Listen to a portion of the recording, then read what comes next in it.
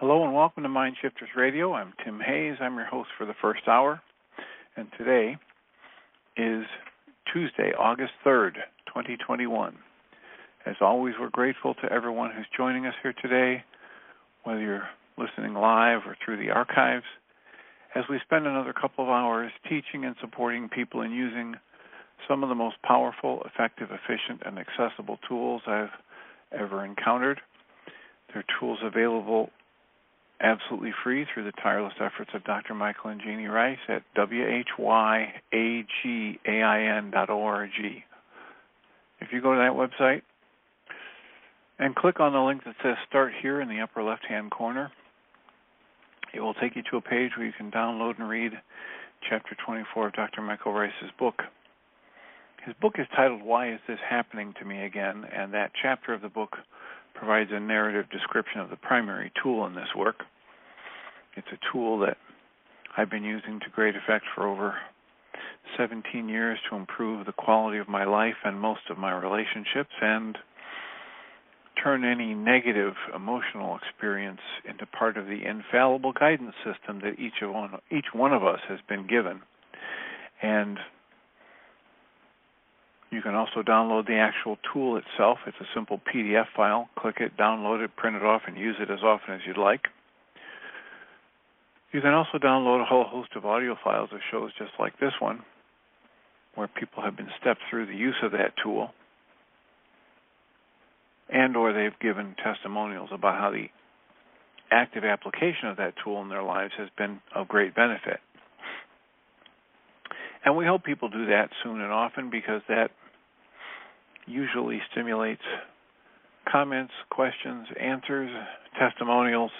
And if you have that, give us a call at 563-999-3581 and press 1. Alternately, you can send me an email at tjh@mindshifters-academy.org. Or you can email Jeannie Rice at jeanie@yagain.org. And if we get your questions or comments, we will address them on the show, and you can listen to them in the archives. We're also doing the Course in Miracles workbook lessons this year. Today is the 215th day of the year, and this lesson is part of a review that says, we are reminded at each day of this review, I am not a body, I am free, for I am as the Creator created me. Today is a review of Lesson 195. Love is the way I walk in gratitude. And the commentary is quite simply, the Holy Spirit is my only guide. He walks with me in love, and I give thanks to Him for showing me the way to go. I am not a body, I am free, for I remain as the Creator created me. And we're also doing the Course in Miracles experiment lesson book from Pam Grout, and her lesson 215 is titled, Why I Never Talk Smack About My Body. She quotes Dr. Joe Dispenza, who said, the body is the best mind reader on the planet. Pam writes, this sentiment doesn't usually occur to me, but some people think of spring cleaning when crocuses and daffodils make their annual debut. You know that ritual where you throw out old clothes that haven't been in style since Chandler Bing married Monica? I'm devoted to a different type of spring cleaning, tossing out useless ideas I picked up during childhood. All those, quote, you can't, it's hard, why bother ideas, close quotes. Until we're 5 or 6, our clever little brains operate in theta wave mode, which is ideal for picking up language, picking up family nuances, and other handy tools. Unfortunately, 5-year-old consciousness also picks up a lot of erroneous messages. For example, the minute you get sick or ran a fever, your well-meaning parents trotted you off to the doctor. The message was clear. You need something outside yourself to heal. So yeah, I should probably lose the red turtleneck the UGG boots, and several other items that make better Halloween costumes. But the spring cleaning I practice is disposing of no longer useful ideas that I've been unwittingly dragging around like a ball and chain. So that's her summary of Lesson 215 and what it means to her. And we have about 50 minutes left for conversation, questions, comments, dialogue, soliloquies, answers. 563-999-3581. If you call that number and press 1, it'll put a little question mark by your phone number, and I'll turn on your microphone. What's on your mind today, and or what would you like to talk about? Today is a Tuesday, which means, again, we're going to have a Mind Shifter support group. And the Mind Shifter support group is running from 6:30 to 9 p.m. Central Time. And the information about how to join that is available, and you can join absolutely free. And the information's at Mind Shifter Academy, mindshiftersacademy.org, and there is a separate page for Tuesdays and Thursdays login information. So feel free to join us or forward that information to somebody who might benefit from joining us in the community where we continue to teach and practice the use of these tools on a regular basis. And I just realized that I hadn't yet seen a message from myself reminding me, an email message about today's Mind Shifter group, so I think I have to go into my email program and reboot that. I was also doing some work this morning with the book that is all about the drug companies.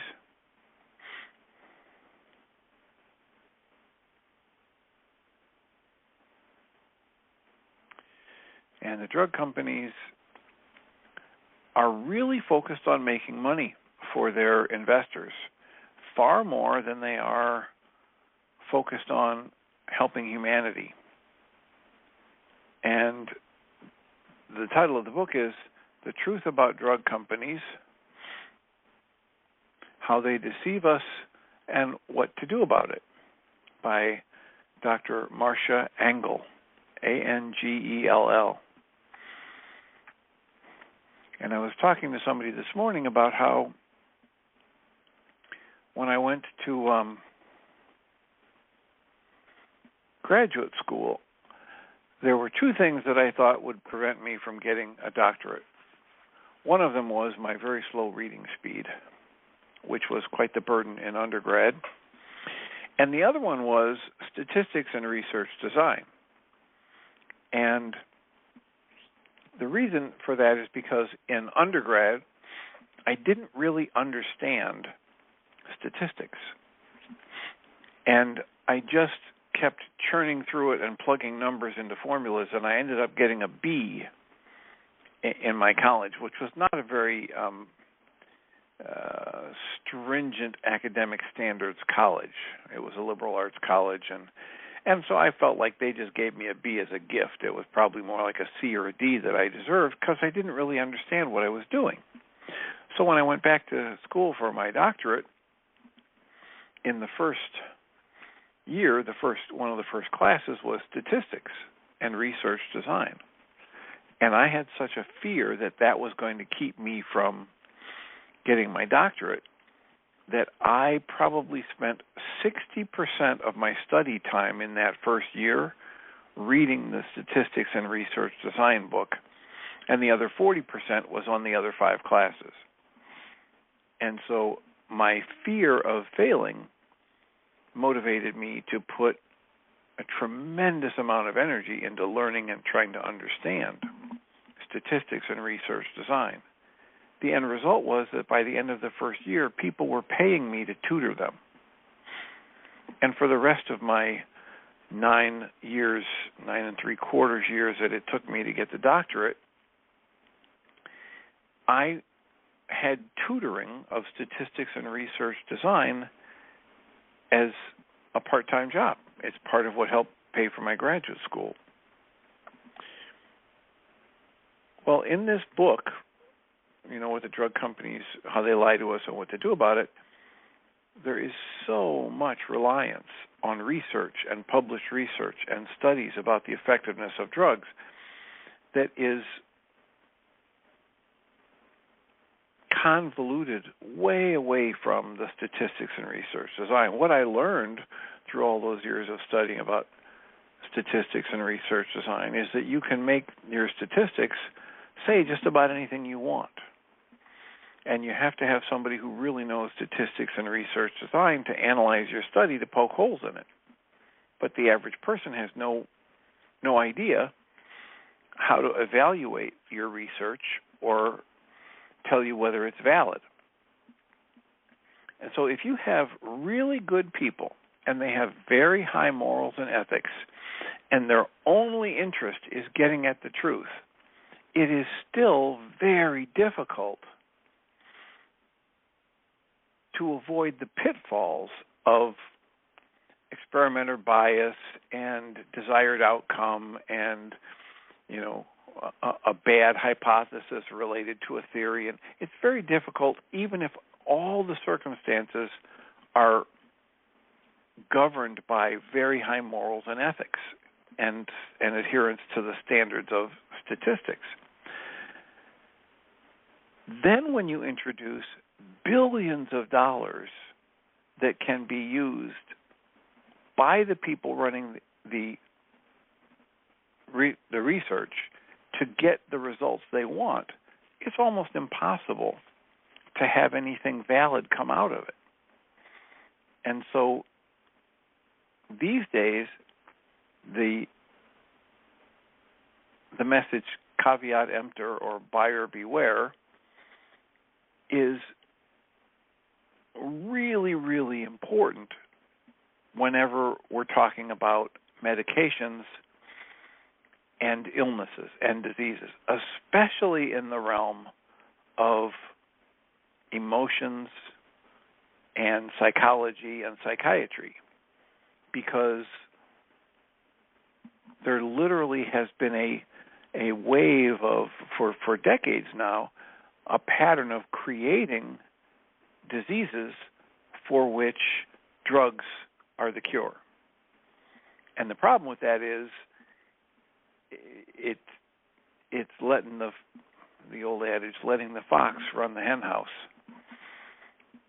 So what I was left with this morning in my morning reading / listening was how little I actually know. I mean, I just kept getting it in wave after wave. After 47 years of doing therapy and reading and taking training after training and reading all these various books, what struck me again this morning at deeper and deeper levels is instead of saying what I know, what's probably more accurate for me to say is this is what I think I know now. But the more I learn, the more I read, the more I realize many of the things that I was taught to believe are fictitious. And we talked last Tuesday about the idea of how strongly we're conditioned in our culture to put people on a pedestal, because we're constantly staring at movie screens and television screens and computer screens and iPad screens and phone screens, and almost all of the stuff that's projected onto those screens is a fantasy. Well, at another level, every time I put somebody up as an expert, I have created a fantasy, and I attribute to these people often far more authority and knowledge and wisdom, and oftentimes along with that good intention, than is actually there. Which is why it's so beneficial to cancel my need to be right, to learn to live in the question, to move into something that every reality management worksheet asks me to do, which is to cancel my need to be right and, cancel my need. Canceling my need to be right also includes canceling my need to believe any negative image, thought, or belief about myself. And being able to question, wait a minute, maybe I'm not such a horrible person that I made my parents beat me or that I deserve to be a failure in life. Canceling my need to be right means stepping into living in the question, practicing and getting better and better at learning to live in the not knowing mind, in the open questioning of everything. And yeah, there's a certain level at which I have to trust something about the experts. I have to trust the people who say, here's an automobile and it's safe to drive. It's been, factory inspected, that the brakes are going to work and that the engine's going to stay safe and smooth functioning. And yet, especially in the realm of psychology and psychiatry, it is critical for me to learn to live in the question, to catch my beliefs, to catch and dismantle the fantasies that I have about the other people in my life or the people that I look up to, because there are few things that are more destructive than engaging in a pattern of interaction with someone based on my fantasy about them more than based on the actual interactions with them. And one of the hallmarks, one of the pieces of evidence that I can use to let me know I'm engaged in a fantasy is if I have a negative emotional experience. Then there's the proof positive that I'm not seeing the whole picture. I might be seeing some things accurately. I might be seeing part of the picture accurately. But if I'm in a negative emotional state, it means my perception is distorted. And whatever it is that I'm getting right is not the overriding picture. It's not enough. Because in order for me to be able to say I'm relatively close to perceiving the actuality of life, I need to be able to feel that calm, centered certainty, compassion, etc. And that's what most of these deep spiritual teachings tell us, that our guidance system is our emotional state. And if our emotional state is calm, focused, loving, compassionate, we're probably headed in the right direction. If it's anything less than that, we're not seeing things accurately, and we're probably not headed in the right direction.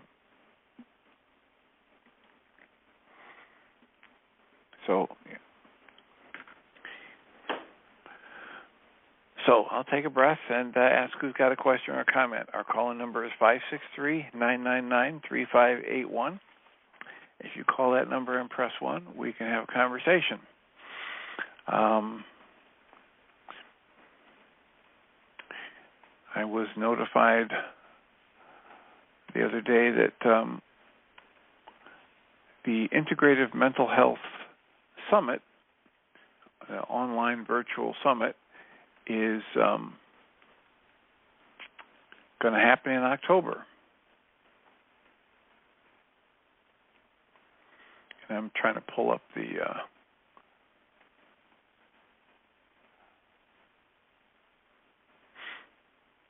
website for that so I can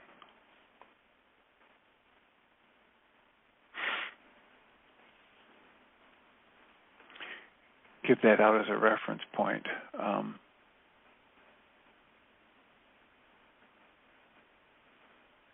And that's not coming up right away, so I'll put that aside. It doesn't make for really good radio when I'm typing and distracted. But the Integrated Mental Health Summit is run by Journey Stream and Mensa Medical, co-sponsoring it. And they've pulled together a whole series of people who are going to be giving panel conversations and trying to present various flexible, holistic, alternative, functional, integrative approaches to dealing with mental health issues. And there will be breakout sessions, and there will be individual speakers of great notoriety.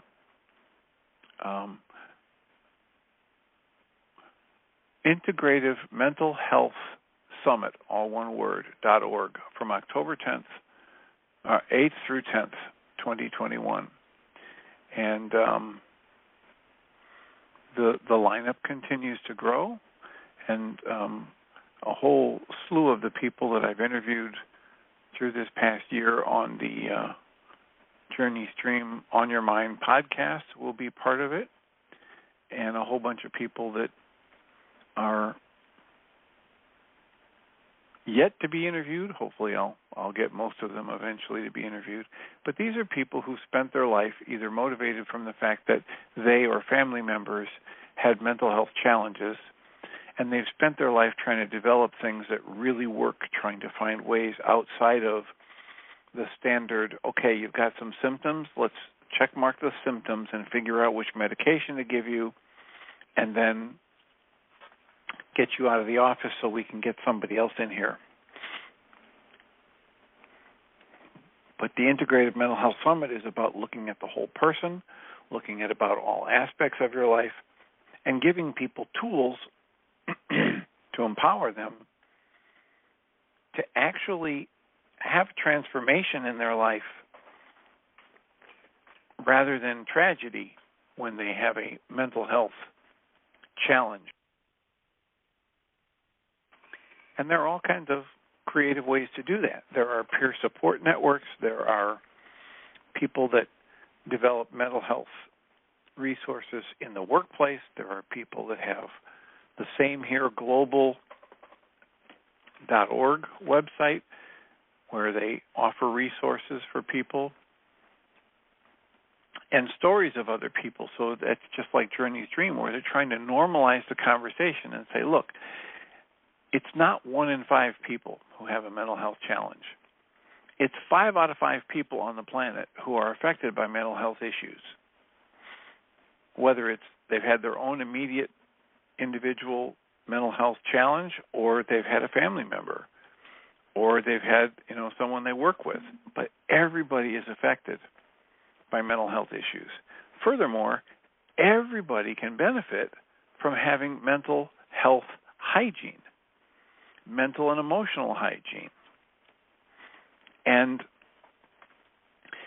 your mental and emotional hygiene can be addressed as easily and as routinely as your physical hygiene. Most of us, wash our hands, brush our teeth, different level of showering and doing laundry on a regular basis. Well, your mental and emotional hygiene will benefit if you give it the same level of attention as your physical hygiene. How do you do that? Well, there's a whole slew of tools available absolutely free at whyagain.org. And there are resources available through websites like journeystream.org or the Integrative Mental Health Summit.org or the Same Here Global.org. And if you exhaust all of those options, there are probably at this stage close to an infinite range of others because they just keep growing. There's a 1 Million Lives campaign, Positive Mental Health Champions, and as you begin to explore and discuss with people, have you ever had a mental health challenge? If so, how did you recover from it? Have you had an experience with the mental health system? If so, have you been motivated to help others through it? What happens is an explosion of resources become available. And that's what's been happening in this past year as we've been exploring with Journey's Dream and the On Your Mind podcast. And you can go to OML for 1 million lives, OML.world, WORLD, for another set of resources. And the hits just keep on coming. So if you know of someone like that, if you know of some of those resources, if you've had a family member who struggled with mental health issues, or you have yourself, if you found some ways to help with your mental emotional hygiene that are different than what Michael and Jeannie make available at whyagain.org, give us a call. Let us know. Share the wealth. Our call-in number is 563-999-3581. And if you call that number and press 1, we can have a conversation. We have 32 minutes left, so what's on your mind? What would be useful? How would it be of service to you to spend the rest of this hour prior to Michael and Jeannie coming on for the second hour today?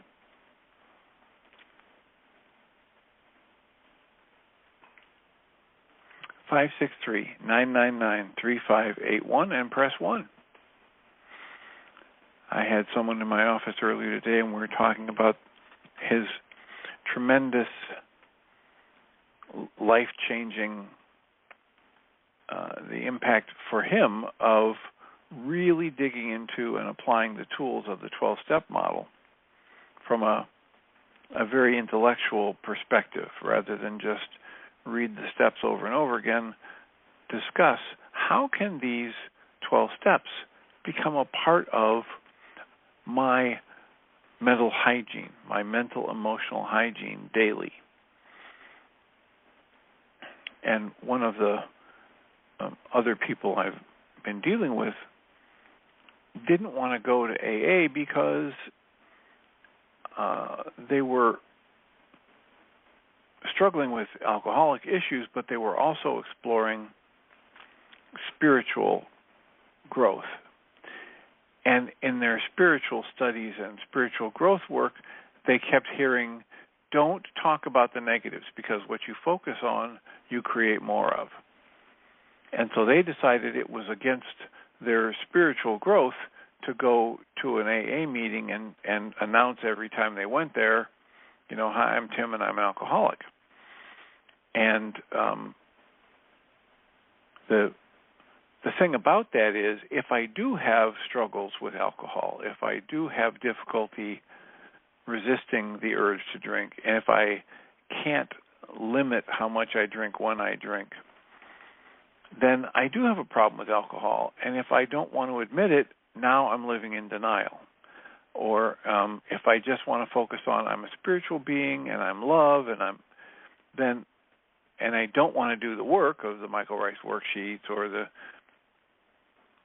Diedrich Wolsack worksheet or the Byron Katie worksheets, then I'm doing what Dr. Michael Rice would call premature positive thinking. I'm trying to pretend that I'm better off than I really am. And that's a trap. I remember there's a whole series of talks by Matt Kahn where he talks specifically about how unproductive it is to pretend that I am more spiritually awakened than I actually am. Because I can't fix a problem that I don't know I have. And if I am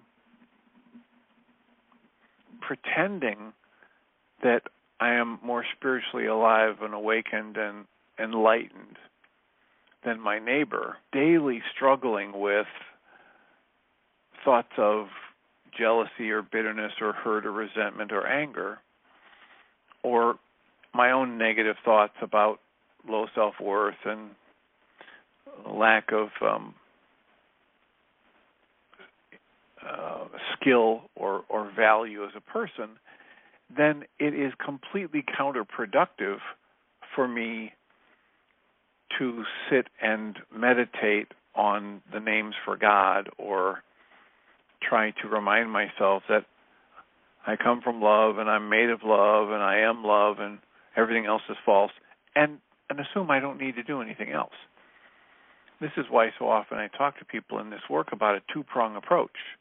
On the one hand, yes, it's really useful to remind myself that I'm a spiritual being having a physical experience and focus on the good and my value, as that Diederik Wolsak would say. To focus on the idea that my value is internal and unchanging.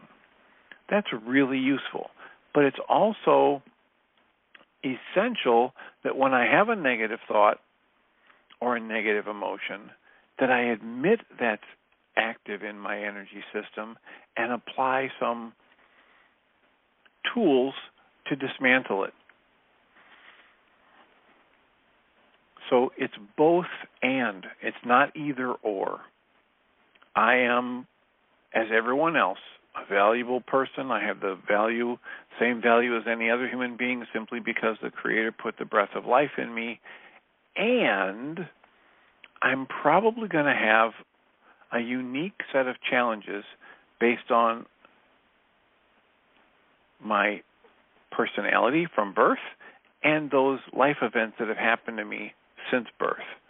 It's this combination of the nature and the nurture interacting that gives us the pattern, the automatic response pattern that each of us carry around in us that gets triggered when we interact with the environment. Michael Rice talks about how there's a spiritual faculty of choice, and most people have never been introduced to the concept of choice as a spiritual faculty. Most of us are simply walking around living our lives from the automatic decision-making mechanism that Krishnamurti found out about and David Bohm called sustained incoherence. And yet, if I can accept the fact that I'm triggered to a negative interpretation of life events or a negative emotional state, then that's step one in Diederik Wolsak's work. I have to accept the fact that I'm triggered. Then I can apply a tool. And also in that work, Diederik Wolsak's work, there's the idea that I want to remind myself every time I do one of those 6-step worksheet processes that my value is internal and infinitely unchanging. So he has the two-prong approach that we recommend.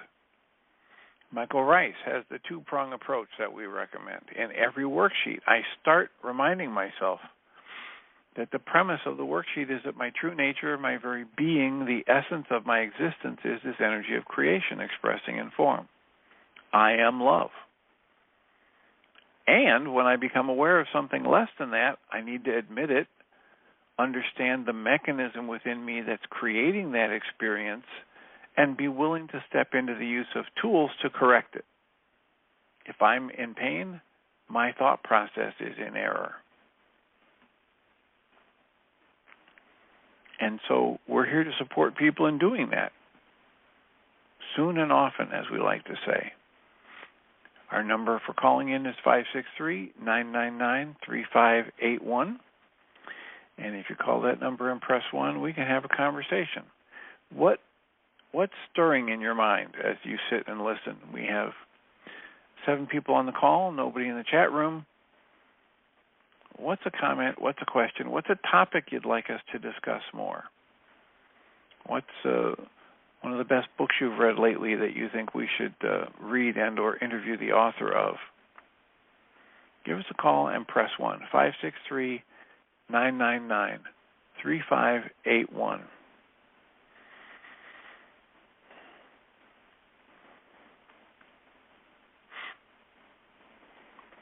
Time for a sip of water.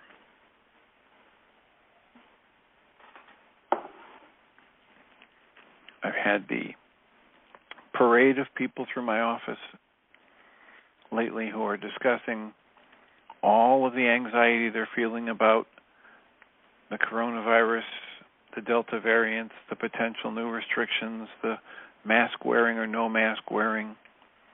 I have friends who have been in Europe and who are traveling the U.S. I have people who've been in my office who talk about both extremes, far left politically, far right politically, down the rabbit hole, in the center. And what I say for everyone is watch your emotional state. And if your emotional state is less than calm and safe and loving, use the tools. Do a worksheet. Figure out what your mind is doing with your thought process to create the emotions that you're experiencing as negative. And once you're restored to the calm, to the steady, to the safe feeling, to the compassionate space that Michael Rice would say is our birthright, is the way we're intended to be addressing the world and experiencing the world, then the next right step will become available.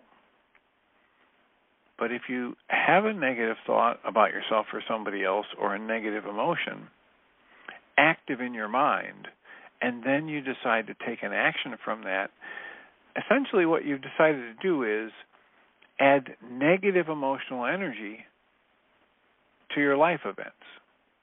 And that cannot go well. You cannot improve your life situation by pouring negative emotional energy, mental or emotional energy, into your current situation. So what's recommended is begin at the beginning.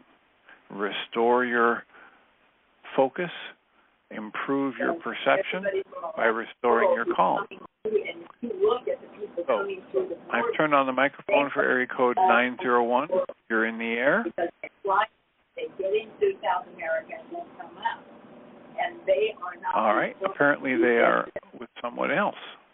And there is going to be less. So we will wait until they are back online, or maybe they made a mistake in pressing 1.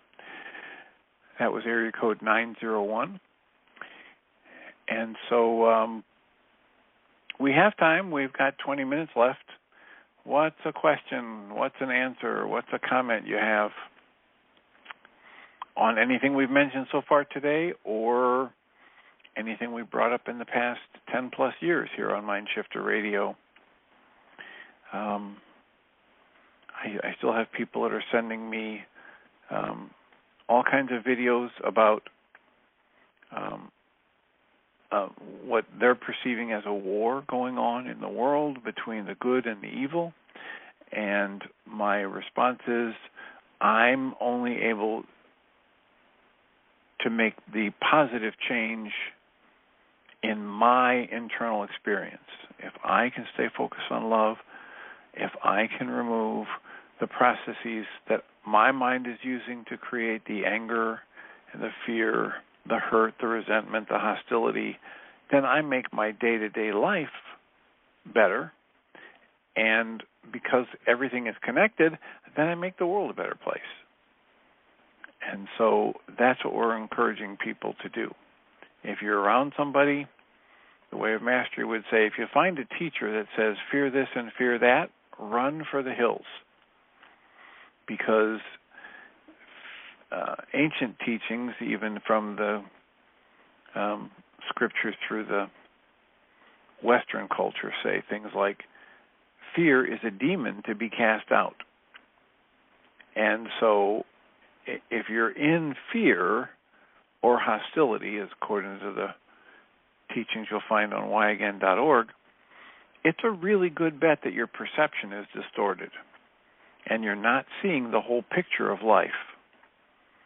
And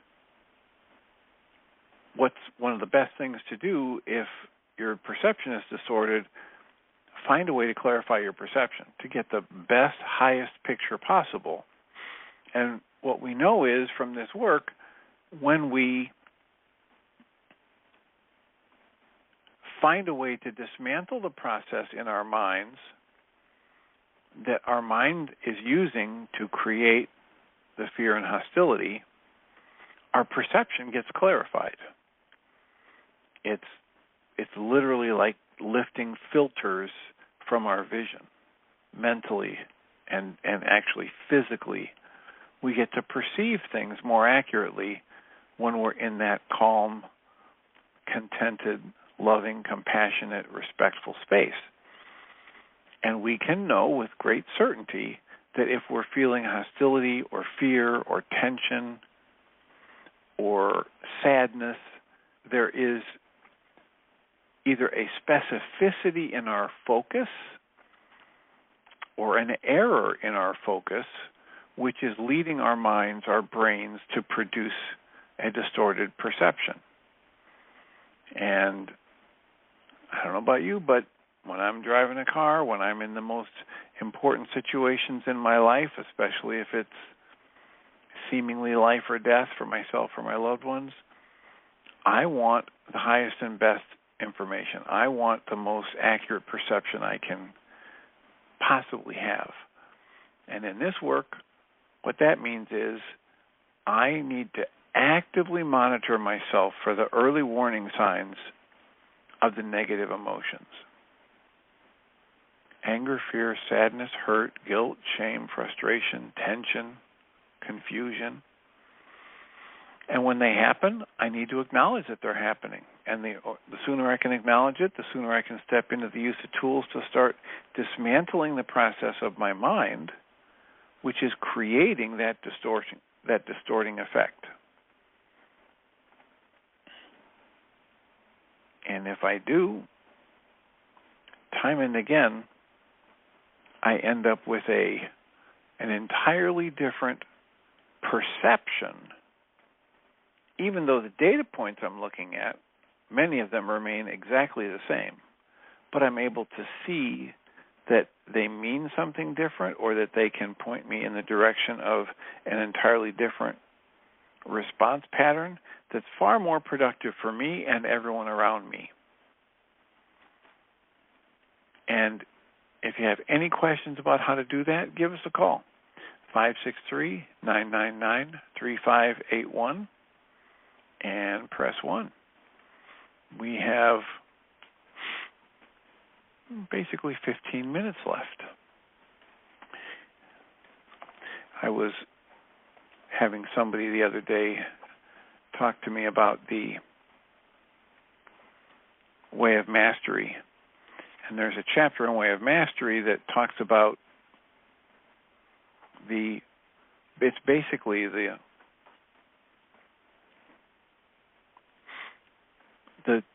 mind shifter tool that Dr. Michael Rice uses. Dr. Michael Rice says, we have the primary tool in this work is the reality management worksheet, and it's there to help me. When I have a conscious awareness of a negative thought or a negative emotion, I can pull out that reality management worksheet and I can dismantle the process. I can get clear about the process and then dismantle it. Another way to start exploring, if I know I'm stuck and I don't quite know what my negative thought pattern is or my negative emotion is, I can use a tool that I call from my psychological work targeted journaling, and Dr. Michael Rice calls it the mind shifter tool. And the mind shifter tool has me take a statement for which I probably have some negative content somewhere in my mind, conscious or unconscious, and I take a sheet of paper and I draw a line from the top to the bottom, about 1/3 of the way in from the left margin, and then I block out some time for myself, an hour minimum, where I'm going to write a statement on the left side of that sheet of paper and then just let myself free associate and write whatever pops into my mind on the right side. I write the mind shifter on the left side of that line, and I free associate or do targeted journaling on the right side. And that process, as Michael, when I first got introduced to this work a little over 17 years ago, he would talk about carve out an hour, and over the years that's grown. So I've heard him say to people, take a minimum of 2 hours, take 3 hours, take 5 hours. This is a big one for you. And do the journaling. And once I do that, I've got all of this stuff that spills out of my awareness onto the page where it can't hide, or I can't hide it from myself as easily. Well, Lesson 21 in the Way of Mastery is titled, Allowance is the Doorway to the Kingdom. And we're invited to enter into a deliberate purification. And there are 9 statements at the beginning of this lesson. And what is asked of us is that it's suggested that we write down each statement on the top of a separate sheet of paper and then begin a process in which 1 week for each, so there's a 9-week process here. For 1 week, I take out one of those pieces of paper each time I have the urge to do so and sit and write in reaction to it as though it were a mind shifter. It says, as often as you choose, set aside some time to merely sit down and abide with the statement. Let's see what it stirs up in me and write down whatever comes up. And these statements are not what Michael Rice would call good regulatory speech, but you can rewrite them to make them positively stated if you so desire.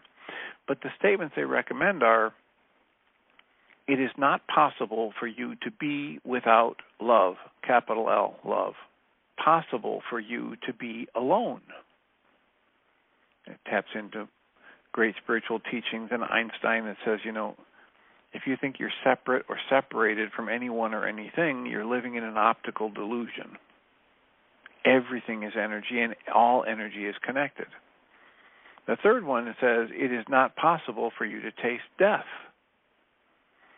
Just imagine some of the negative responses to that statement that are going to come up in your mind if you were raised in the Western culture and you're told you're in this inexorable march toward death.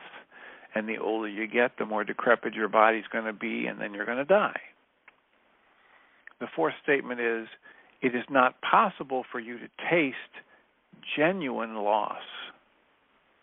Well, think about that.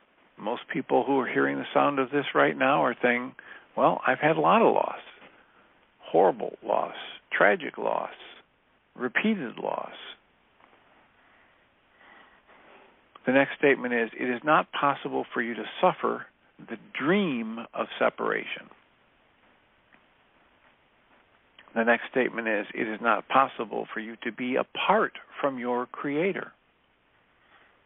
You are part of creation, inseparable. The next statement is, it is not possible for you to fail. Just sit with that for a moment. See what comes up. Most of us have been called failures at various levels. Most of us have been feeling as though we failed to do this or that or accomplish this or that goal.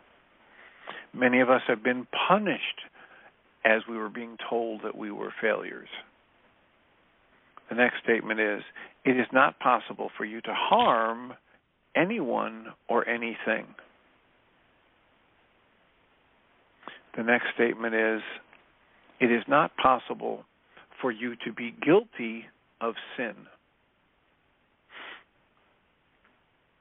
Being off the mark? Yes. Sin, the way it's talked about in most of the spiritual traditions? No. And again, what we're encouraged to do with that is write each of those 9 statements at the top of a blank sheet of paper. And 1 week at a time, take one of those pieces of paper, and as often as you feel called to do so, pull it out and spend some time with it and write whatever would want to refute that statement or argue against it or trigger a whole series of memories that you have related to that statement and let it spill out onto the page. And this is what is called a deliberate purification. In the Way of Mastery, Lesson 21.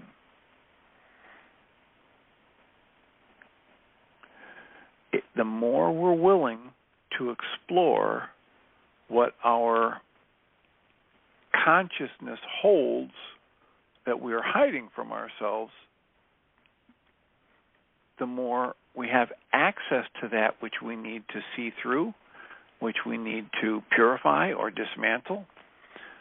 In Michael Rice's work, that would be using the forgiveness process to dismantle it, cancel it, shebag it, forgive it, in the true sense of the meaning of the word to forgive. And so that's our invitation, to continually engage the use of the tools to remove anything that's negative while we continually pour our energy into reminding ourselves of our true nature. That two-prong approach. Remember that you are love. Remember that you are valuable, that you have value simply because the Creator put the breath of life in you. And be willing to acknowledge whenever your mental process is trying to show you something less than that. And then engage tools to dismantle that mental process, recognizing that it is in error, and as such, it's not real. It does not have the level of reality that your higher self, your true self, capital S self, as some people write it, that's the truth about you. And everything that's less than that is false. So, that's my offering for today. We have 7 minutes left. Our call-in number is 563-999-3581. If you call that number and press 1, we can have a conversation. And or we can get you queued up for discussing things with Michael and Jeannie when they start the second hour here in about 5 minutes. What's on your mind? How can we support you today? What is it that we have brought up so far today that's curious or interesting? I do not know. Jeannie has written that it's who is at 9:01, but I turned on their microphone earlier and they were not queued in, so I think that's an errant message of a hand up in the queue. So we have some time, and we have a second hour coming up with plenty of time to talk to Michael and Jeannie. So what's on your mind? And or Jeannie, what's on your mind with 5 minutes left to go in our call?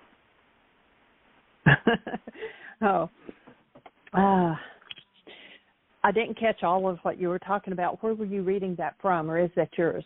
That's from the Way of Mastery, Lesson 21, and it essentially outlines Michael's mind shifter process. Only it recommends that we take one statement at a time per week, and do the targeted journaling on it 1 week at a time. Aha. And I was just talking about the two-pronged approach. Expanded mind shifter. Yeah, expanded, extended, on steroids kind of thing.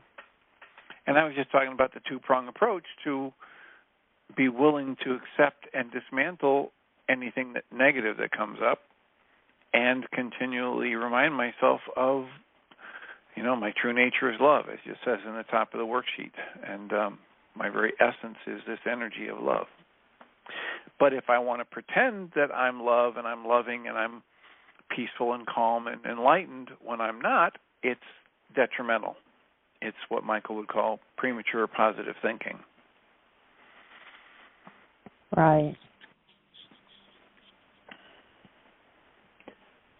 Very good. So that's what's happening. I was talking about the Integrative Mental Health Summit that's coming up August 8th through 10th.